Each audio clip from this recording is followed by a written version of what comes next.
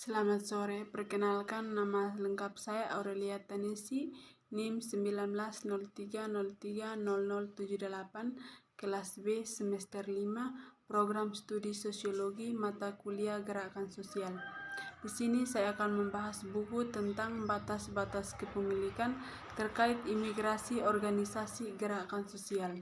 Yang pertama adalah batas-batas kepemilikan.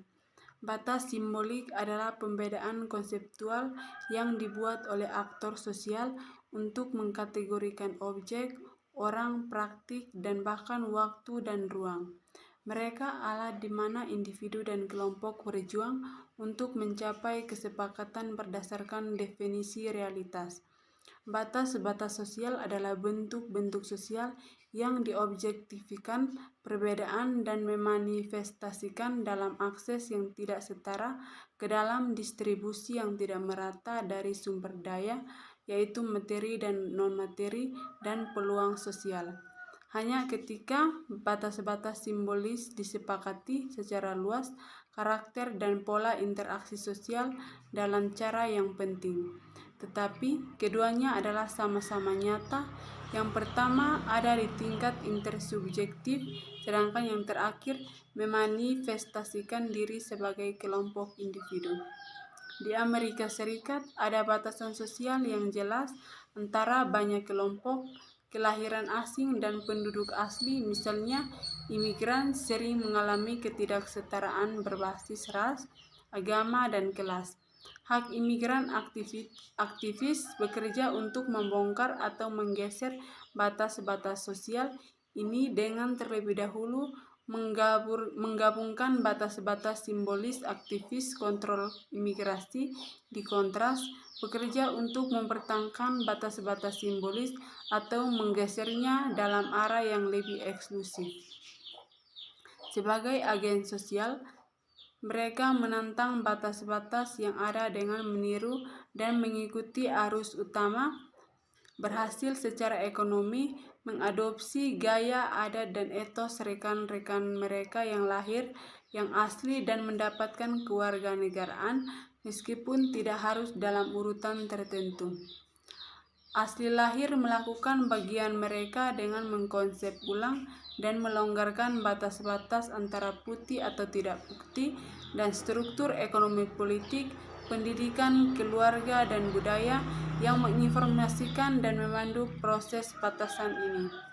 Dengan imigrasi pasca 1965, bagaimanapun batas-batas ras telah diaktifkan kembali dan diperkuat baik secara individu maupun institusional tingkat. Jadi ras dan secara default etnis tetap ada dan perbedaannya sangat penting. Tetapi data menunjukkan ke pola lain yang berbeda dalam pembuatan makna tentang batas-batas yang sering dianggap sebagai batas-batas legalitas.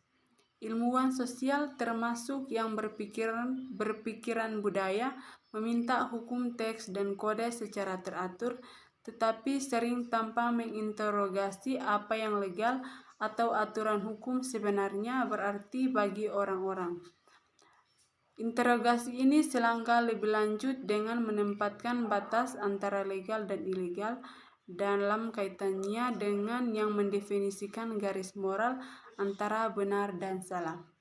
Demikianlah interaksi pekerjaan batas hukum dan moral yang menjadi pusat dari belajar masa sentral hermeneutika, yang merupakan perhatian terhadap bagian-bagian keseluruhan dari budaya. Bagian-bagiannya adalah perilaku diskursif yang membentuk teks atau kumpulan proposisi, kata-kata, ucapan atau gerak tubuh yang memiliki tekanan fisik semata. Tetapi ada yang dikatakan kata-kata tidak dapat memiliki objektivitas materi, yang berarti tergantung pada keseluruhan hermeneutitas. Bagian yang kedua adalah urusan keluarga. Lingkungan keluarga adalah arena utama untuk pekerjaan batas simbolis organisasi gerakan sosial. Pemisahan keluarga pada dasarnya bermasalah dan secara moral tidak dapat diterima. Hal ini juga penting pada kenyataannya untuk setidaknya setengah dari kelompok, itu adalah salah satu dari satu-satunya alasan untuk mengizinkan imigrasi atau legal sama sekali untuk menyatukan anggota keluarga inti. Tetapi batas hukum yang mencakup anggota tersebut adalah didefinisikan dengan jelas karena hanya mengandung pasangan dan anak-anak di bawah umur. Pelaku utama dalam ledakan populasi pemecah rekor Amerika saat ini dan semua petugas yang terkapar kemacetan dan kepadatan sekolah yang merusak kualitas hidup orang Amerika. Lebih lanjut mengklaim bahwa migrasi tersebut adalah sebenarnya bertanggung jawab atas hancurnya persatuan keluarga. Klaim bahwa migrasi berantai adalah tentang penyatuan kembali keluarga, mengabaikan fakta bahwa masing-masing imigran Amerika Serikat memecahkan keluarga lain dengan meninggalkan kerabatnya.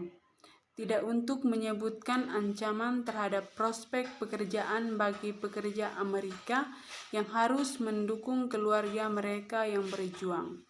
Narasi migrasi berantai benar-benar satu apokaliptik dengan Amerika Serikat menghadapi bencana yang lengkap. Anak-anak seringkali menggunakan agen sosial yang mewakili pentingnya kesatuan keluarga. Sebagai aktivis di haknya sendiri, baik yang secara tersirat membawa rambu dan bendera pada pawai dan unjuk rasa atau hanya dengan menjadi subjek warga negara Amerika Serikat atau secara eksplisit berpartisipasi secara langsung acara aksi seperti pertemuan dengan legislator. Mereka juga menjadi target untuk empati ketika mereka berpotensi akan ditinggalkan tanpa orang tua atau orang tua karena deportasi, menarik hati sanubari dan mengaktifkan moral kriteria dalam pekerjaan batas. Konsekuensi dari pemisahan tersebut meluas ke tingkat yang lebih luas seperti Federasi Bunuh Amerika dan Kongres Industri Organisasi Pengadilan yang mengeluh banyak deportasi seperti ini mengakibatkan keluarga terkoyak, meninggalkan anak-anak warga negara Amerika Serikat dan seluruh masyarakat komunitas yang trauma dan rentan. Sebaliknya, konsekuensinya mengerikan ketika anak-anak digunakan sebagai jangkar bagi orang tua ingin menetap di Amerika Serikat. Anak-anak warga negara Amerika Serikat ini memenuhi syarat untuk menetap, tunjangan kesejahteraan, dan pada akhirnya untuk disahkan dari orang tua mereka.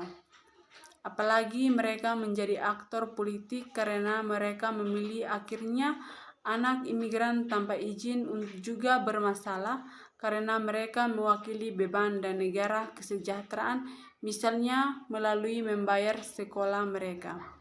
Mengenai deportasi, memisahkan anak-anak dari orang tua mereka adalah salah satu biaya penegakan hukum yang disayangkan. Di setiap lingkungan lain, sikap-sikap kami menganggap orang-orang yang melanggar hukum bertanggung jawab atas mereka yang tidak menyesuaikan konsekuensi, bukan hukum itu sendiri. Anak-anak bukanlah tameng manusia untuk digunakan melindungi orang dari konsekuensi perilaku ilegal mereka. Jangan deportasi ayah dan ibu saya.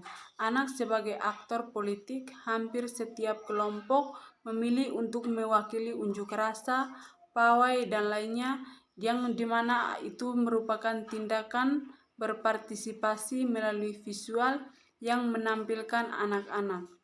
Mereka sering diangkat setinggi-tinggi oleh orang tua mereka, hampir melalui membawa pesan mereka sendiri, bahkan jika itu hanya sebuah penegasan identitas bendera Amerika Serikat. Kelompok tidak dihargai lebih dari kelompok anak-anak berusaha mengunjungi Ketua DPR dan John Boehner. Anak-anak adalah agen aktif dalam skenario. Penulis juga melihat anak sebagai agen perwujudan. Anak-anak mempertaruhkan klaim politik, memohon kasus untuk inklusivitas dan batas-batas negara. Keluarga dengan status campuran ini sering memenuhi syarat sebagai lebih layak daripada imigran tunggal atau mereka yang keluarganya ditinggal di tempat lain. Seperti beberapa organisasi lain, mengutip statistik untuk menyampaikan beberapa luas fenomena anak-anak warga negara Amerika Serikat dengan setidaknya satu orang tua yang dideportasi sebenarnya dalam fiskal tahun 2011. Banyak dari mereka adalah menghuni lama tanpa serius sejarah kriminal dan 1 dari setiap 5 adalah orang tua dari warga negara Amerika Serikat. Akibatnya, lebih dari 5.000 anak Amerika dikirim untuk diasuh perawatan pada tahun 2011. Jadi, meskipun anak-anak dapat menjadi agen politik, mereka berada di saat yang sama calon korban yang mengaktifkan respon moral yang kuat.